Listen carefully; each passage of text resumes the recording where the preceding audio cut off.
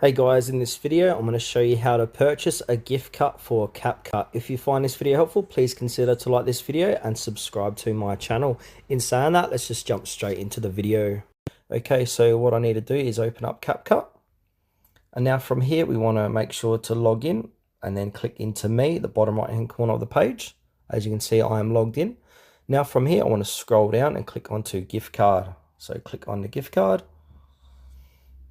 Now wait for this page to load, and now it will say choose a gift card. So we got 1 month, 3 months, 6 months. So if I want to choose the 3 month one, I'll click that one, and you can choose the quantity. You can only choose up to 2 of these. And also if we come up the top here, I'm pretty certain you can change the look of the gift card. So if I want to change it to that one, etc., have a look around. I'm going to pick that one, and then from here at the bottom of the page it will say buy now with the price. So I'm going to click on buy now. Now wait for that to load. Now I'll say 3 months of pro plan for that. Then click on one tap buy.